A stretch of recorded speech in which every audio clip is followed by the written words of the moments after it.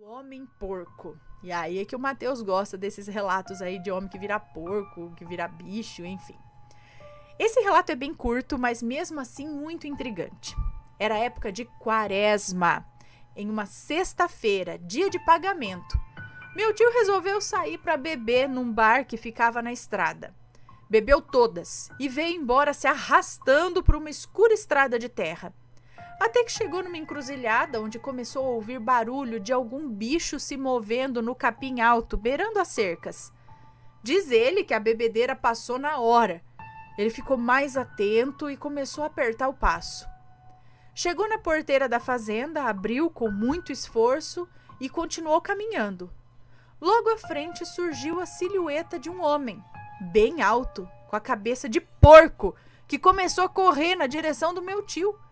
Desesperado, ele voltou correndo em direção ao bar e aquele ser seguindo ele e gritando muito. Chegando no bar, ele contou para os homens que estavam lá. Todos se olharam e começaram a rir dele. Depois de uns 5 minutos, todos começaram a ouvir gritos e gemidos vindo da estrada. Os homens se armaram e foram ver do que se tratava. A criatura vinha em direção ao bar. Os homens, incrédulos com aquela situação, começaram a atirar sem parar, até que um dos tiros acertou o ombro do animal, fazendo com que ele fugisse para o mato. Meu tio conta que o medo foi tanto que os homens dormiram todos dentro do bar e só foram embora na manhã seguinte. Então todo mundo viu o homem com cabeça de porco? Será que não era um louco que botou uma cabeça de porco na cabeça? Vai saber, né? Algum feiticeiro fazendo algum feitiço, botou a cabeça de porco na cabeça e saiu.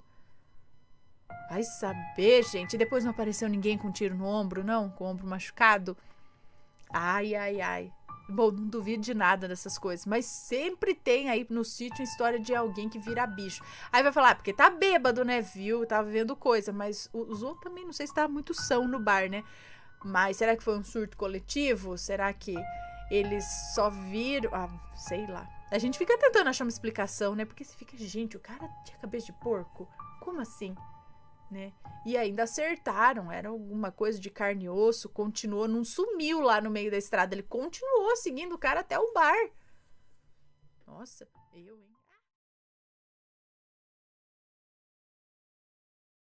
As borboletas estavam me alertando. Oi, Ana, meu relato é curto e não sei se os fatos possuem relação ou se só foram coincidências e coisas da minha cabeça. Deixa eu só ver aqui, ok. Vamos lá. Aqui onde eu moro, no início do ano, chove muito e aparecem muitos insetos em casa. Um dia apareceram várias borboletas pretas na casa do meu pai e uma estava fixada na minha porta até que conseguiu entrar no meu quarto. Seriam então mariposas? Borboleta bruxa que a gente fala? Eu não sou muito fã de insetos e qualquer coisa eu já apelo para um Baygon e com a borboleta não foi diferente. Eu matei ela. Mas no outro dia não a encontrei mais e nem as outras que estavam lá em casa. Eu não sou uma pessoa supersticiosa, mas na madrugada desse mesmo dia eu tive um sonho horrível, no qual eu e minha mãe passávamos de carro numa área perigosa da cidade e éramos perseguidas por uma moto. No dia seguinte, a minha mãe me chamou para ir ao salão e na nossa cidade tem uma linha de trem, que passa bem no meio da cidade. E quando o trem passa, temos que usar um viaduto para ir para o outro lado da cidade. Quando vimos o trem, minha mãe sugeriu que passássemos logo pelo viaduto antes que o trem chegasse na nossa passagem para o salão. E aí é que tá, Ana. Depois que você passa pelo viaduto, você chega na parte perigosa da cidade que eu vi no sonho. Quando ela sugeriu, eu me lembrei do sonho e protestei, mas não justifiquei. Tanto que fomos para o salão em outro momento. No outro dia, nessa mesma semana, fui assistir a série da Boate Kiss. Pra quê, Ana? Eu chorei muito e depois de 2 episódios eu resolvi que eu não ia continuar. Então resolvi mexer no celular e checar as minhas redes sociais. Quando de repente, do completo nada, comecei a sentir uma ânsia de vômito muito grande, inexplicável. Eu não cheguei a vomitar, pois eu tomei um Dramin. e depois daquilo eu não senti mais ânsia. Eu não sei se isso também teve a ver com as borboletas e o sonho, mas foi muito estranho. A semana estava com uma energia muito mórbida e eu já estava me sentindo ansiosa e não conseguia dormir. Para completar, no final de semana, levei minha mãe para exames e agora descobrimos que ela está com um nódulo. E apesar de já saber coisas básicas de oncologia, eu temo pela vida da minha mãe e lembro todos os dias daquelas borboletas na minha casa. Um beijo para você, para sua família e para os assombrados. Fica com Deus. Um beijo para você, muito obrigada. Não dá para saber. Tem todos esses sentimentos, essas coisas esquisitas que você tá percebendo ali dentro de você, mas é uma coisa com você que vai saber ou não vai saber, né? A gente sente às vezes e não consegue raciocinar, não consegue entender com a razão. Só aqueles sentimentos, aquela coisa que você sente, não sei, tá estranho, né? E as borboletas, não sei, não põe isso na sua cabeça. Não fica com esse negócio de que ai, tem coisa ruim que vai acontecer ou tá acontecendo. Tenta mudar o clima aí. Fala, não é nada, vai dar tudo certo, tá tudo bem. E se for também já tá quebrado, sabe? Tentar virar o negócio pro lado positivo aí. Espero que não seja nada aí da sua mãe também, que se resolva logo. Mas tenta aí fazer suas orações, enfim, né? Para que tudo se resolva.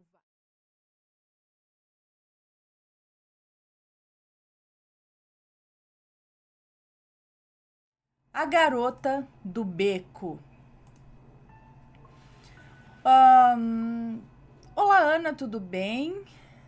Primeiramente, gostaria de dizer que eu adoro o seu canal. Eu simplesmente consegui viciar minha mãe e a minha avó em você. Enfim, todas nós adoramos ouvir você contando relatos. Muito obrigada. O meu nome é Fulana, mas sei que me chamará de Fulana. Esse é o primeiro relato que escrevo. Tenho 23 anos e sou de Minas Gerais. Tá. E todos os nomes estão trocados. O relato que vou contar aconteceu comigo e com mais alguns amigos de infância. Naquela época eu tinha por volta de 10 anos. Eu era a mais jovem do grupo. Naquele dia estávamos em 4. Eu, João, José e Maria. Sendo que Maria é ainda, né? Ela tá viva, a mais velha. Era noite, eu não lembro a hora ou o dia da semana, mas era comum nós, crianças, brincarmos até tarde, pois todos nós morávamos em um beco que continha um portão. Esse portão é o único meio de entrar nesse beco. O mesmo, quando aberto, emite um som alto e constante, muito irritante, aliás. Assim, se alguém esquecer de fechar, provavelmente outra pessoa irá escutar e, para manter a segurança, irá até o portão e irá fechá-lo. É um beco de família. Todos que moram lá se conhecem há anos. A maioria das casas são próprias e todas geminadas. O bairro, naquela época, não era tão movimentado como hoje em dia. Então, à noite, tudo se acalmava e a rua parecia estar morta. Quase sem carros, sem pessoas caminhando, o comércio encerrava cedo. E, como disse, com o portão fechado, nossos pais nos deixavam brincar até tarde. Era um dia normal. Depois de encerrar algumas brincadeiras, todos estavam com sede. Eu lembro que o João, o segundo mais velho, ofereceu para dar água a todos nós, porque a casa dele era menor, de um único andar, e a cozinha era próxima à entrada da casa. Então era só a gente entrar e pegar água. Foi exatamente o que fizemos. Entramos e bebemos água rapidamente, porque já queríamos voltar a brincar novamente. E assim que saímos da casa do João, nos deparamos com uma garota. Ela estava extremamente bem arrumada. Usava um vestido preto com detalhes brancos, meia calça escura e um sapato negro que chegava a brilhar de tão bem polido. Muito obrigada, amor, muito obrigada. Deixa só, né, que eu tenho que mostrar aqui as águas que o Matheus me traz. Olha aqui. Olha aqui. Tá, aqui, ó. Um copo de chopp, sei lá, cerveja. Weltenburger. Tem hambúrguer. Weltenburger Cluster. Não sei o que é. Tem água. Muito obrigada, amor. Muito chique. Muito chique. Vamos lá, continuando. Então, essa menina estava extremamente bem arrumada, com vestido preto com detalhes brancos, meia calça escura e um sapato negro que chegava a brilhar de tão bem polido. Acho lindo. Sapato de verniz. Era uma criança linda. Tinha a pele clara e cabelo castanho, volumoso. Eu consigo lembrar em detalhes, porque eu realmente a achei muito bonita e queria até ser como ela, com aquele cabelo estranho, grandioso, diferente do meu, que é escorrido e sem graça. Todos nós paramos congelados diante da garota, que estava de pé na frente de um poste de luz. O mesmo fica em frente à casa de um de nossos amigos. Esse poste fica em frente à casa de um de nossos amigos, que naquela noite não pôde brincar conosco. A casa dele estava toda escura. Provavelmente eles já estavam dormindo. Ela não se escondia, ela estava lá, de pé, nos encarando de volta. Era estranho aquela garota estar lá. Não ouvimos o portão ser aberto e nem ouvimos ela chegar. Mas, como eu era criança, não prestei atenção nesses detalhes a princípio. João a questionou se estava na casa do Mauro, o nosso amigo que não pôde brincar com a gente aquela noite, já que ela estava de pé diante da casa dele, né? A garota negou com a cabeça lentamente, sem dizer uma palavra. Vitório trombou. Tá tudo bem. Bom, ela negou com a cabeça lentamente, sem dizer uma palavra. Daí Maria perguntou se ela estava na casa da dona Ana, que era vizinha do Mauro. E novamente a garota negou com a cabeça, sem nos proferir uma palavra. Maria começou a listar as pessoas que moram no beco para tentar descobrir de que casa aquela menina veio, já que era tarde para uma garota perambular sozinha pelas ruas. Mas aquela menina negou, ainda sem dizer uma palavra sequer. Meus amigos pareciam assustados, mas eu não estava. Aquela garotinha poderia ter a mesma idade que eu, ou seja, eu poderia ter uma amiga, coisa que eu não tinha, porque a Maria devia ter lá por seus 14 anos, e na escola eu sempre fui meio sozinha. Logo eu a chamei para brincar, tipo, então vamos brincar, né? Nisso, um dos garotos me agarrou pelo braço e todos nós corremos para a casa do João. Ele fechou a porta e disse: "Você tá doida?" Eu fiquei sem entender por um momento e o João continuou: "Aquela menina esquisita, parece um fantasma." Maria não disse nada, apenas voltou para o beco e todos nós a seguimos. A garota havia sumido. Nós corremos até o portão, o abrimos e olhamos em volta. A rua estava deserta. Nunca mais vimos aquela garota. Depois disso, nós encerramos a brincadeira e cada um voltou para sua casa. Quando eu cheguei em casa, eu contei tudo para minha família, que, resumindo, era minha mãe, minha avó e a minha tia-avó. Elas acreditaram em mim, porque já presenciaram coisas estranhas também. Mesmo assim, disseram que seria interessante perguntarmos às pessoas do beco se elas receberam alguma visita. E foi o que fizemos. No dia seguinte, depois de contar tudo ao Mauro, nós fomos de casa em casa, perguntando sobre a garota de ontem à noite. Ninguém no beco havia recebido visita, muito menos para passar a noite lá. A descrição da garota não deu em nada. Ninguém do beco a conhecia. Nós, crianças, ficamos encucados com a garota misteriosa por semanas. Nós a chamávamos de a garota do beco. Por algumas semanas, nós nem brincávamos mais até tarde, com medo de acontecer novamente. Com o tempo, Maria e João se tornaram adolescentes, perdendo o interesse em brincar. Com isso, a história da garota do beco perdeu a relevância. Ninguém mais deu importância ao ocorrido parece que esqueceram dela. Às vezes eu me pego pensando como uma criança como ela, bem vestida, poderia andar à noite sozinha. Ela não conhecia ninguém no beco e ninguém do beco a conhecia. Eu acho até hoje algo estranho. Mas eu gosto de pensar que o mistério que a circunda é o que deixa interessante. Talvez um dia eu descubra quem ela é.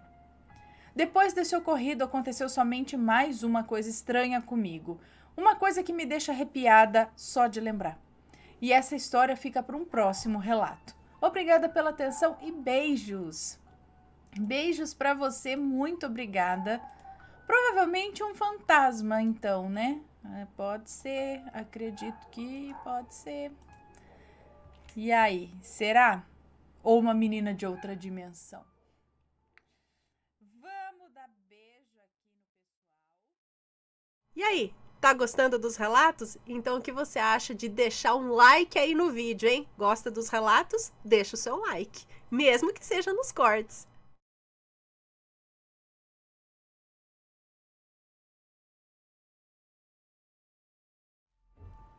Talvez esse aqui seja o último, porque ele não é muito curto, não, mas tô curiosa agora. Vamos ver. Desdobramento com a Ana. Só há um nome no relato e ele foi trocado, ok. Boa noite, Ana e assombrados. Eu sou fulana e irei contar um relato para vocês. Bom, tenho 32 anos e moro numa cidade pequena do interior paulista, a exatos 300 quilômetros da capital e 215 quilômetros de São José do Rio Preto. E quando você reclama do calor que faz aí, eu entendo perfeitamente, pois eu já fui a várias festas em São José do Rio Preto, inclusive passei muitos carnavais em Votuporanga. E Ana, que calor é esse daí, hein? Tô falando pra vocês, gente, aqui olha, é São José do Rio Preto. No Rio e na Bahia pode fazer 40 graus, mas tem umidade no ar. Aí não tem, é o que eu falo pra vocês, gente. Enfim, só quem já passou por aí pra entender. É um desertão aqui, sabe? É um calor seco. Aqui, judia da garganta, do nariz, do pulmão, da pele. É seco, fica muito tempo seco aqui. É incrível, chega uma hora começa a juntar um pó nas coisas. Aquela pessoa que senta, né, ergonomicamente, assim, a gente senta bem corretamente na cadeira, né? Põe as pernas aqui pra cima. Depois não sabe por que tem dor nas costas. Não tenho dor não. Mas assim, eu não sento muito corretamente. Acho que não tô, a ergonomia não tá muito certo aqui. Deixa eu só ver, vou continuar o relato aqui. Tá. Vamos lá então.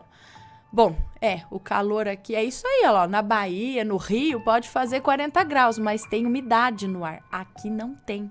Não tem. Pessoal, tem 48 superchats, é isso? Vamos lá. Quem quiser participar, vamos que vamos. R$142 o cupom de desconto de hoje, hein? E vai ter sorteio.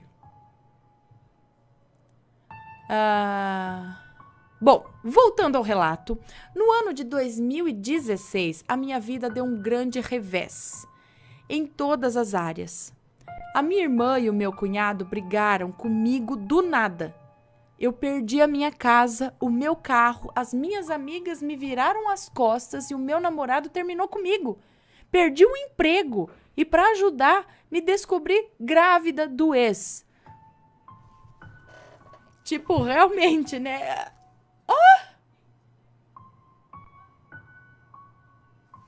Bom, Ana, descobri essa gravidez no hospital, pois eu estava com muita dor na barriga e fui internada para exames.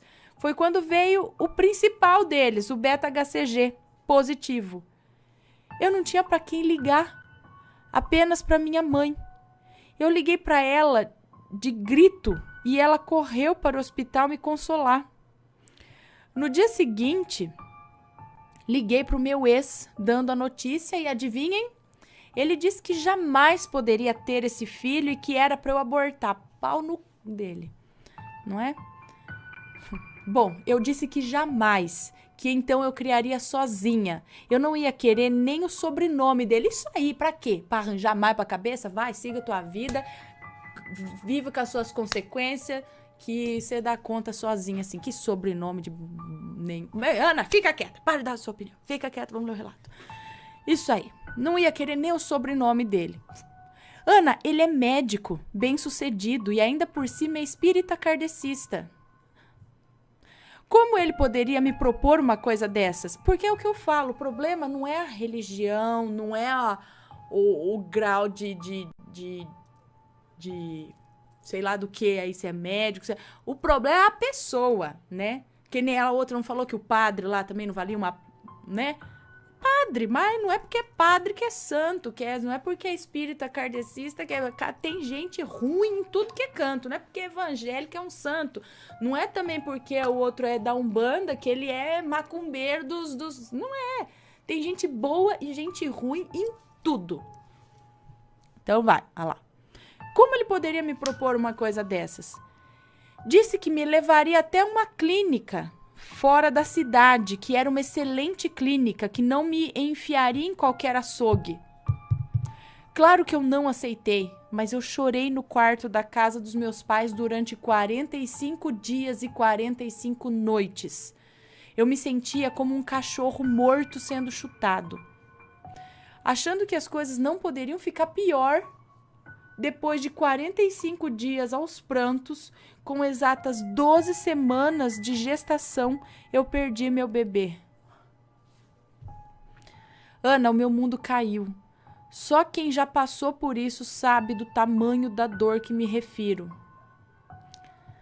Pois, mesmo sendo rejeitada, eu orava pelo meu bebê todos os momentos, pedindo a Deus para ter uma gestação saudável. Eu já tinha até nome escolhido e tudo mais, imaginava o rostinho. Eu já amava esse bebê.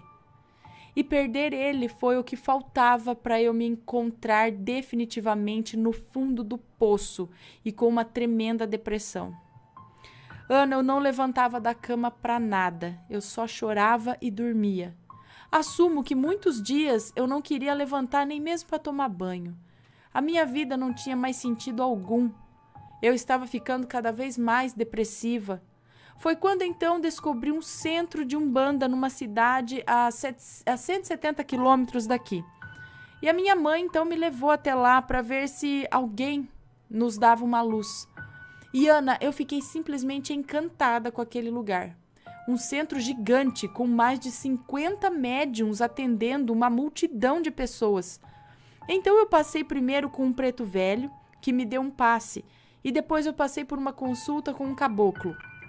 Juro que eu só disse boa noite. E o restante foi ele que foi dizendo. Eu fiquei de queixo caído. A primeira coisa que ele me disse foi para eu fazer as pazes com a minha irmã. Como ele sabia disso? E ele foi falando mais e mais coisas. Falou até sobre o bebê que eu perdi. Foi aí que ele disse a coisa mais importante.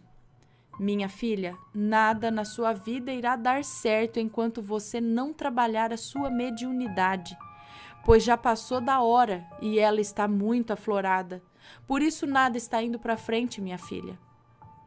Ana, acontece que, como citei acima, essa cidade fica a 170 quilômetros de distância da minha, onde eu iria trabalhar a minha mediunidade. O caboclo me disse que gostaria que eu fosse primeiramente para o kardecismo, e eu disse que não havia nenhum lugar na minha cidade assim, nenhum centro espírita que tivesse trabalhos mediúnicos, pois eu já havia ido a vários e era só aquela coisa de palestra e depois um passe. E ele disse que havia sim, e que no momento certo eu ia encontrá-lo. Que, aliás, havia uma filha deles que já havia trabalhado lá e hoje trabalhava em um centro assim, em minha cidade.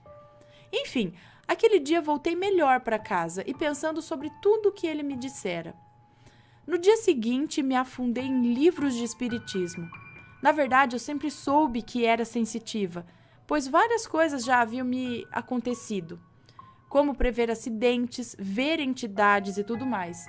Mas isso eu conto em um outro relato. O que eu não sabia é que era necessário trabalhar isso me desenvolver mediunicamente, pois caso contrário eu sofreria. Ana, acontece que eu procurei e não encontrei o bendito centro. Eu continuava com depressão, mas dessa vez estava me distraindo um pouco e estudando sobre o espiritismo.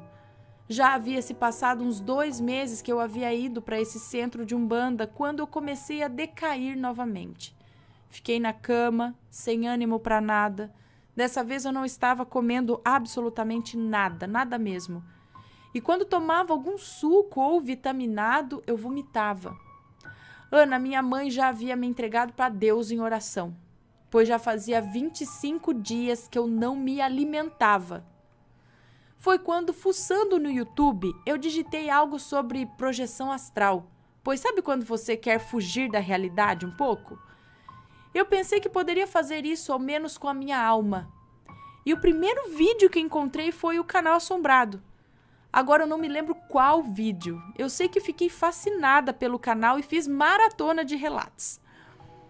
Foi aí que uma bela tarde de sexta-feira eu fui tirar um cochilo, para variar, e eu uso aquelas máscaras de dormir, sabe? Sei. Coloquei a máscara, porque eu odeio claridade, e comecei a pegar no sono. Foi aí que eu me vi entrando no cemitério da minha cidade. Eu estava em meio a um enterro, mas eu só conseguia ver o caixão indo à minha frente. Sabia que havia mais pessoas ali, mas não as enxergava. E pasme, você estava narrando um relato. Meu Deus, eu estava contando um relato no enterro. Que coisa macabra, meu Deus. Eu estava contando um relato no enterro lá, no fúnebre. Enquanto íamos andando pelo cemitério até chegar na cova daquela pessoa, eu ouvia claramente você relatar tudo. Quem era, do que morreu. Gente, que serviço!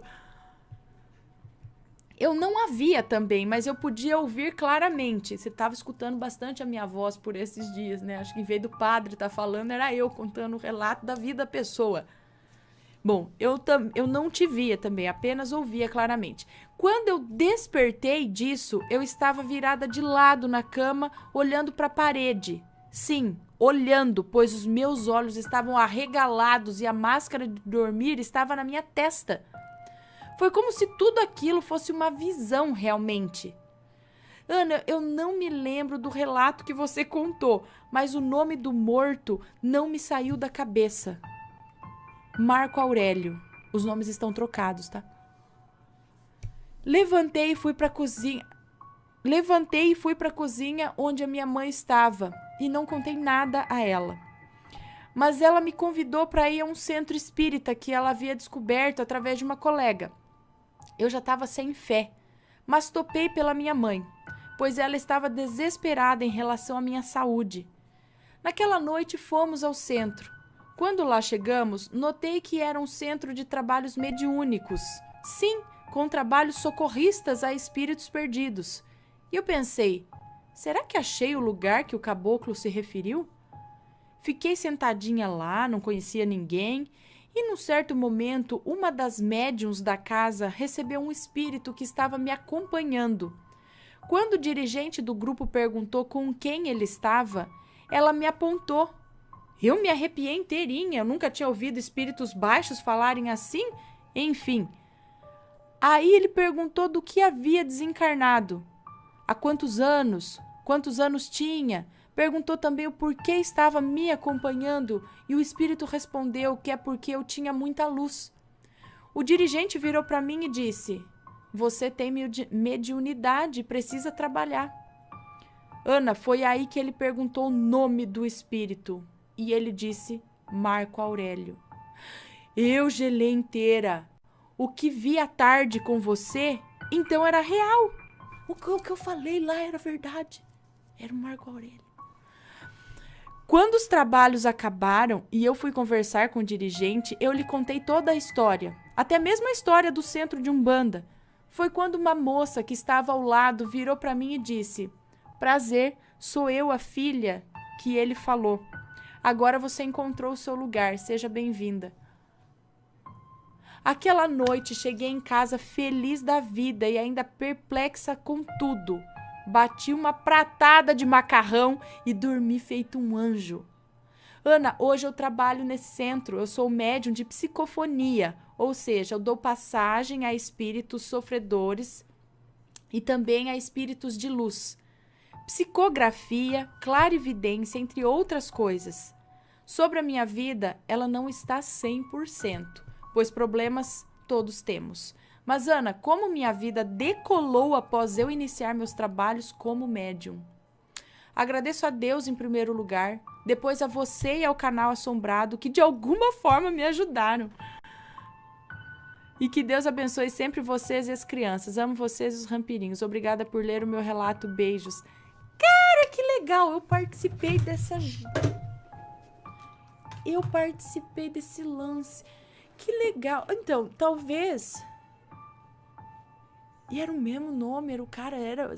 E quanto tempo ele tinha morrido? Ele respondeu tudo isso? Realmente aquele enterro era dele mesmo? Você estava em corpo lá, mas eu estava lá fazendo o quê? De dia? Que horas eram? Eu estava dormindo?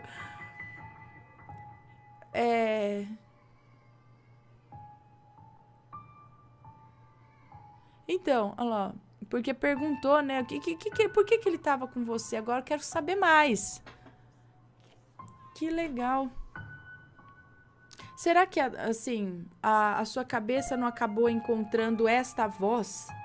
Não é para te direcionar? Porque era o que você estava assistindo, era o que você pegou ali na hora de ouvir, assim, né? Por exemplo, se você tivesse assistido muito Jornal Nacional, você ia escutar isso com a voz do William Bonner, vamos dizer assim. Aí, como você estava ouvindo bastante relatos, o que te deu era eu lá, narrando um enterro. Meu Deus do céu, eu gosto de cemitério, mas não tanto. Mas que legal, olha só. Então, dessa forma, o que esse espírito... Ele estava te acompanhando porque você tinha luz. E acabou que ele meio que revelou, né? Por conta do nome que estava lá. Que legal. E olha só, por não trabalhar a mediunidade...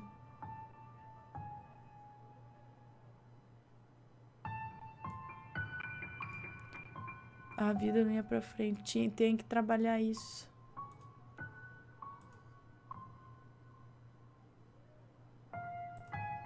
Que nem o sonho lá. Ah, minha mãe trouxe o Malaleuca lá para mim. Que legal. Muito bom o relato. Bom, vamos ver.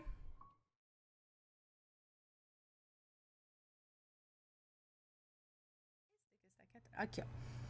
A bancária fantasma. Olá. Olá, Ana, Matheus e Assombrados. Sou a mesma do relato O Boiadeiro Enterrado Vivo. Só para esclarecer, quero me desculpar por não ter me atentado ao corretor do celular no relato já citado. Acontece.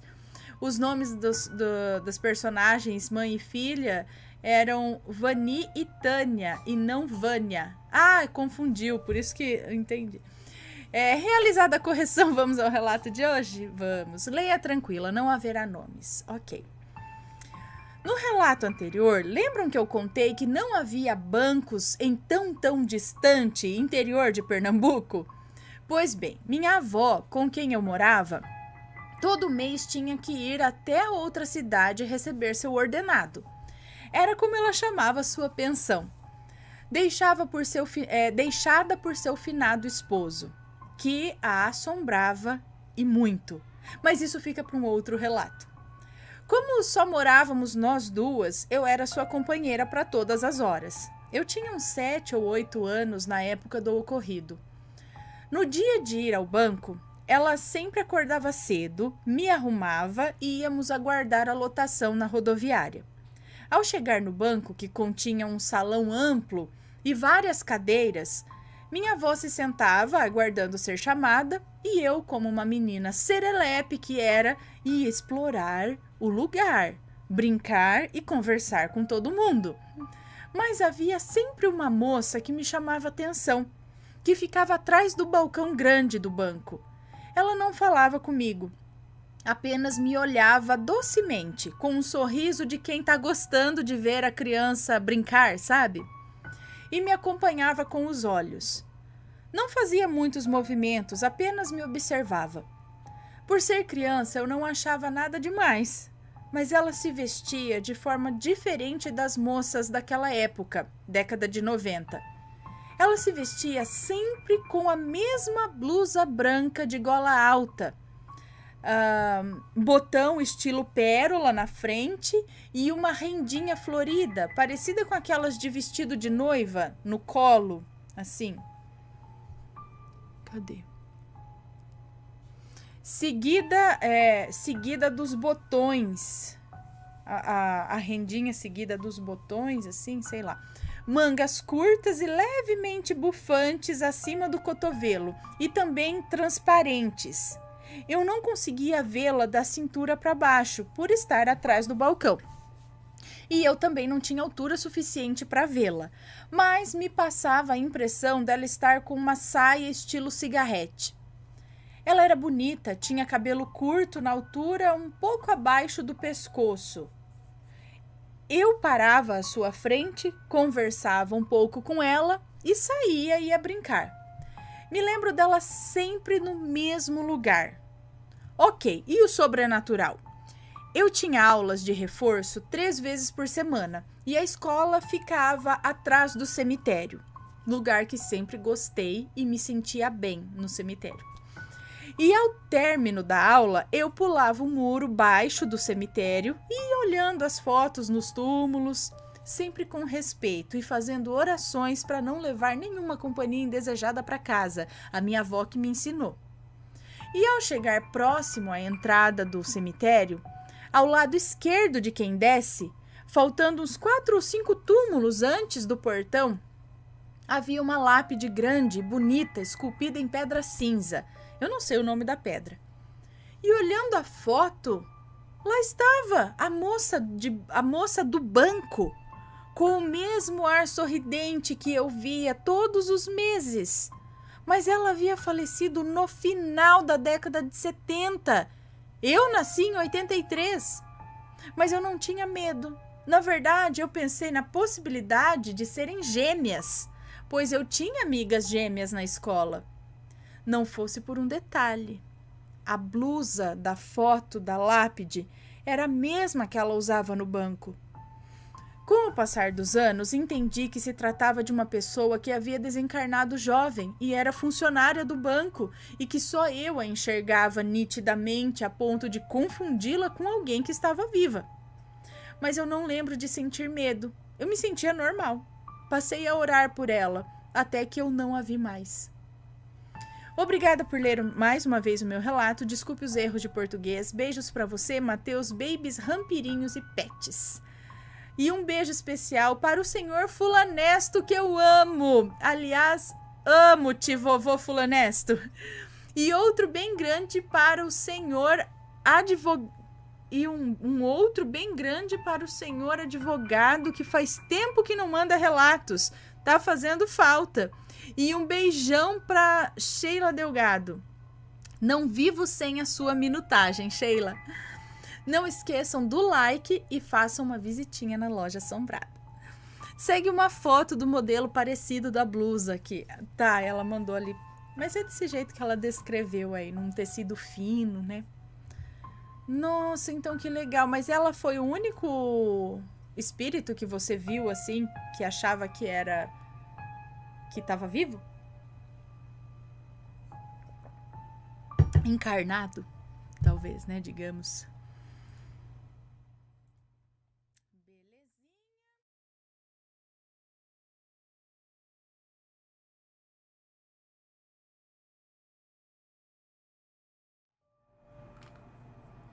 Tio Lu é o nome do relato. Falei, uai, mandou pro lugar errado. Tem que mandar pro tio Lu.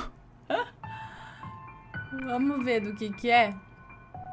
Júlio César, domingo com especial do Matheus e relato ao vivo. Eu só, Júlio, um beijo pra você. Vamos ver este relato então aqui, não sei o que é do tio Lu aqui. Não é do tio. O título é Tio Lu. Não tá falando mal do Tio Lu, né? Vamos ver. Olá, Ana. Não há problemas em citar meu nome. Os outros que citarei estão trocados. Ok. Me chamo Fulana, tenho 17 anos e moro em Uruguaiana, no Rio Grande do Sul. Meu relato ocorreu no meu primeiro ano do ensino médio, próximo do fim do ano. Em um dia ensolarado e bem quente, nossa escola liberou todos os alunos mais cedo. A alegria dos alunos, né? Às 4 da tarde. Fui para casa e chegando lá não havia luz no bairro. E a minha mãe e os meus irmãos estavam em casa. Então fui me deitar no quarto, já que não havia muito o que fazer, pois passo muito tempo no celular, jogando ou vendo vídeos. Logo adormeci. Despertei por alguns segundos com uma prima minha no meu quarto me chamando. Balbuciei algo e adormeci novamente. Passou algum tempo e eu estava sentada na cama, no escuro, e a minha janela é bem grande, ocupando quase 60% da minha parede. E por ela, que estava à minha frente, vinha uma luz que parecia de um farol, aqueles que tem no mar. Ele começou a percorrer da direita para a esquerda.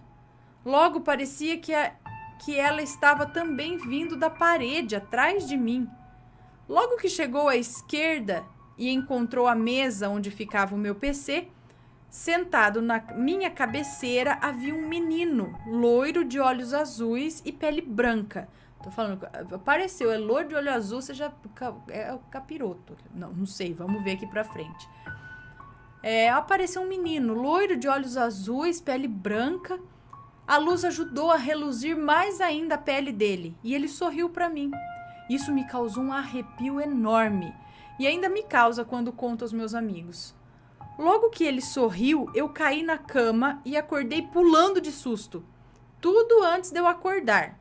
Parecia ser real, tanto que eu não tinha noção que eu estava dormindo. Levantei rapidamente tentando ligar a luz, que logo lembrei que não havia desde cedo. Porém, na casa da frente já havia porque conseguia ver da janela. Eu tenho muito medo de escuro, então nesse momento eu estava totalmente em pânico. Cheguei a bater no interruptor para tentar ligar a luz.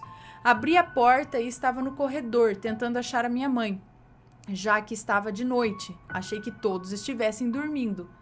Não quis entrar em nenhum dos quartos e eles estavam com as portas entreabertas, e isso me deixou mais apavorada ainda. Eu tremia e falava alto: mãe, por favor, sai do quarto. Sem sucesso. E percebi que ou não estavam acordando comigo falando alto, ou não tinha ninguém em casa, o que não fazia sentido saírem e deixarem nossa casa sem luz e comigo sozinha lá dentro. Meus familiares sabem dos meus problemas com o escuro. Então corri para a porta, já que eu não queria por nada nessa vida ficar sozinha lá. Mas a porta estava trancada. A porta da frente tem boa parte dela em grades decorativas e vidro. Onde eu abri o vidro, agarrei as grades, gritando para minha tia que estava na casa da frente, na qual já tinha luz. Chamei a minha tia e pedi que viesse até a minha casa comigo. Ela saiu da casa dela, veio até o portão da minha casa e nesse meio tempo eu ouvi o meu irmão falar com alguém no quarto dele e rir. E aí no momento eu pensei: ai, eu te odeio tanto, Pedro, por que tá fazendo isso comigo? Mas eu não tive coragem de ir lá ver, ainda bem. Lembre disso. Então eu vi a minha tia voltando para a casa dela, porque não conseguiu entrar, já que até o portão estava trancado. Isso me deu mais pânico. Fiz a minha tia ficar conversando comigo da janela dos fundos da casa dela. A casa dela, na época, ficava na frente do meu quarto. A minha casa ficava nos fundos e o pátio é longo e formava um L. Esperei ali numa ansiedade enorme até que a minha mãe chegou e abriu a caixa do disjuntor e ligou. Eu estava tão apavorada que nem passou isso pela minha cabeça, que era só ligar o disjuntor, já que ele estava do meu lado ali na porta. Então contei tudo para ela e meus irmãos pequenos ouviram também. Logo que terminei de contar, o meu irmão de 10 anos disse: Fulana, Quando esse menino aparecer de novo, se esconde. Ele é ruim. Isso me fez ficar com mais medo ainda. E aí então lembrei do Pedro e disse: mãe, eu vou socar a cara do Pedro. Ele tá ali no quarto dele e ficou rindo de mim. Então ela disse que ele havia saído. Então mais medo ainda acumulou. Porque quem que tava então lá rindo de mim? Desde então eu durmo com a luz ligada ou com o PC ligado, dando algum ou com o PC ligado, dando algum desenho. Sei lá, assistindo algum desenho. Quando eu era pequena, eu não tinha medo do escuro. Tanto que eu brincava com o Pedro de caça zumbis, com todas as luzes apagadas. E dormia na sala no escuro. Não no meu quarto. Mas hoje em dia eu tenho pavor, ainda mais depois do que houve. Sempre tô vendo algo e isso me causa pânico. Comentando sobre o menino, algumas vezes me passou na cabeça que ele era tão parecido com o conceito de como era Lúcifer. E eu já brinquei tanto falando tio Lu, me referindo ao mesmo. Alguns meses atrás, eu também tive outro caso no meu quarto, o qual posso relatar depois. A minha mãe não gosta muito do fato que fico muito tempo no... Minha mãe não gosta do fato de eu ficar muito tempo no quarto, já que sou depressiva. E muitas vezes eu mesma sinto muito medo dele, mas não consigo ficar muito tempo em outro cômodo da casa. Obrigada por ler, eu adoro o canal de vocês. Abraço. Ah lá, não falei? O bicho apareceu loiro, olho claro, não sei das quantas, pele branca. Já fica meio assim. Eu não entendi agora se foi um sonho ou se aconteceu de verdade. Eu tava achando que era tudo um sonho. Mas era sonho, não era sonho?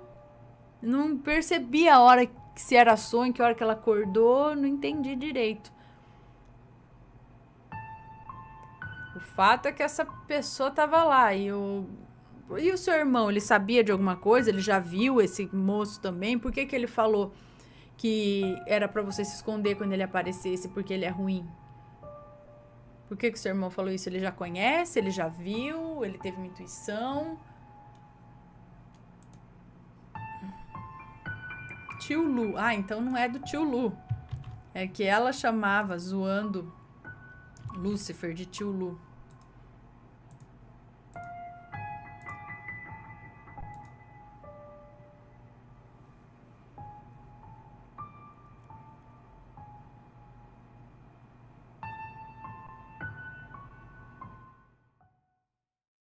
E aí, tá gostando dos relatos? Então o que você acha de deixar um like aí no vídeo, hein? Gosta dos relatos? Deixa o seu like, mesmo que seja nos cortes.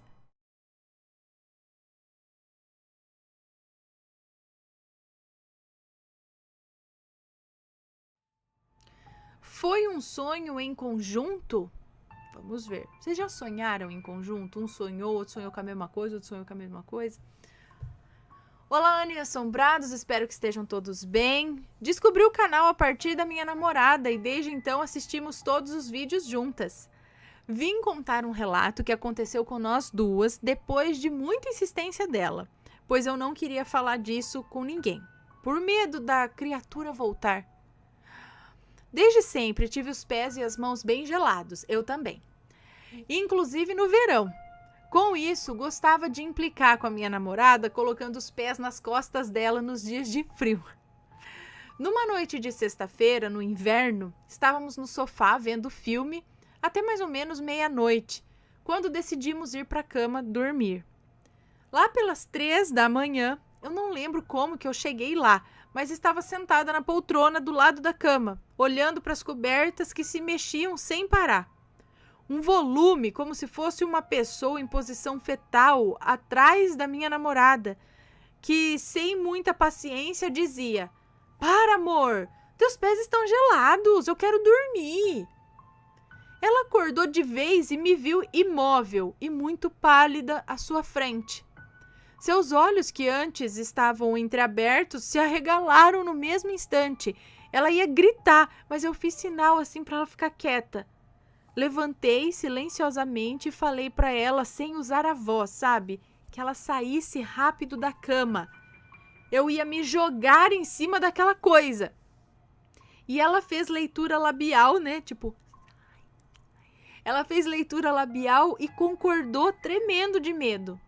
E numa fração de segundos realizamos o plano. Mas assim que eu pulei em cima daquela corpulência, daquela coisa ali que não parava de se mexer, aquilo sumiu. Eu caí no colchão, assim, não tinha nada embaixo das cobertas.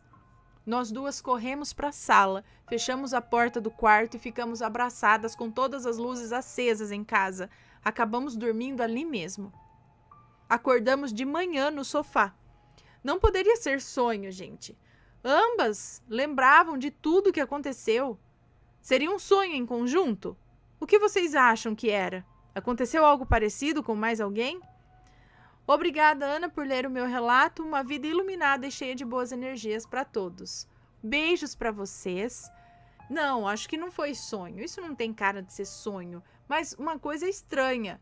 Você não sabe como você saiu da sua cama e foi sentar naquela poltrona ali e de repente voltou de uma espécie de transe ali e viu aquela cena. Tinha alguém lá com ela. Mesmo depois que ela saiu da cama, você via aquela coisa se mexendo embaixo da coberta? Ou depois que ela saiu, aquilo parou? Que estranho, alguém já passou por isso? Eu, hein, credo. Eu acho que eu não ia conseguir mais dormir direito por um bom tempo. No quarto, em cama. Eu ia ficar no sofá, na frente da televisão, na sala, com todas as luzes acesas.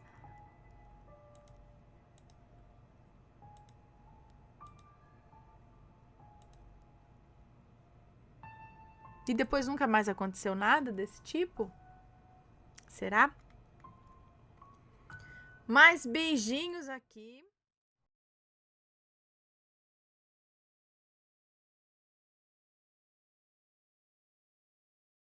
Os nomes já estão trocados. Oi, Ana e Assombrados. Antes de tudo, queria dizer que amo o trabalho de vocês e obrigada por todos que acreditam e não duvidam do que passamos. Me chamo Fulana, não sei. E desde sempre tive uma vida muito ativa em relação à espiritualidade. Sou católica, praticante. E desde os meus 8 anos tenho contato com o outro lado do mundo. A primeira aparição... peraí, que eu acho que eu tô com isso aqui na tela.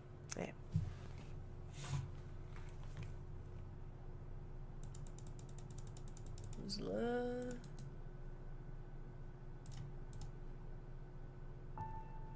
Aí. A primeira aparição que vi foi linda. Uma garotinha de roxo, um anjo. Bom, continuando, nunca tinha percebido que tinha um dom. Consegui perceber há pouco tempo e então a minha vida virou uma bagunça. Eu não sei se por conta de eu saber, mas ficou uma loucura. Há 2 anos atrás comecei a namorar um rapaz que sinceramente eu nunca senti nada por ele. Vou chamá-lo de Maledito. Bom, com uns 5 meses de namoro, já percebi coisas diferentes. Eu passei exatos 3 dias com o corpo totalmente arrepiado. Eu não conseguia nem tomar banho ou dormir. Depois de se passar esses 3 dias, eu vi o Maledito. E com ele, eu vi um homem negro de mais de 2 metros de altura.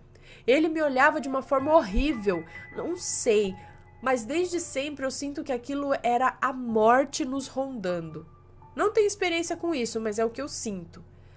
Maledito sempre me maltratava, me tratava como um lixo, e eu sinceramente no momento não entendia o porquê que eu ficava com ele, mas hoje eu entendo. Foram 3 anos de sofrimento Gente, com uma pessoa se fica 3 anos ainda? Foram 3 anos de sofrimento contínuo e por um milagre a minha mãe conheceu a oração da Nossa Senhora do Desterro.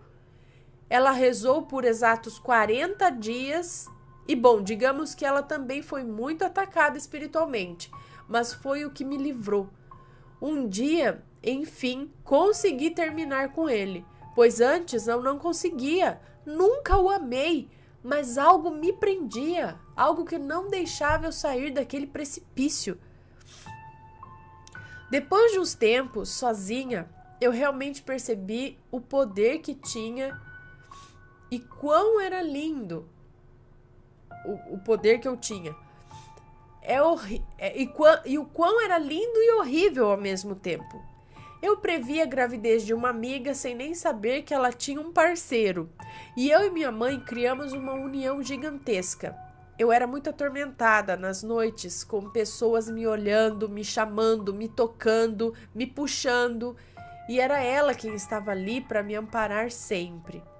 Depois de 1 ano e pouco sozinha, encontrei o fulano, meu atual namorado. E ele me disse que tinha uma missa de cura e libertação em um tal local e ele adoraria me levar.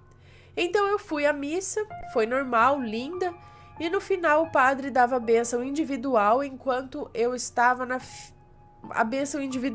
Enquanto eu estava na fila, olhei para frente e vi uma senhora caindo e várias pessoas caíam.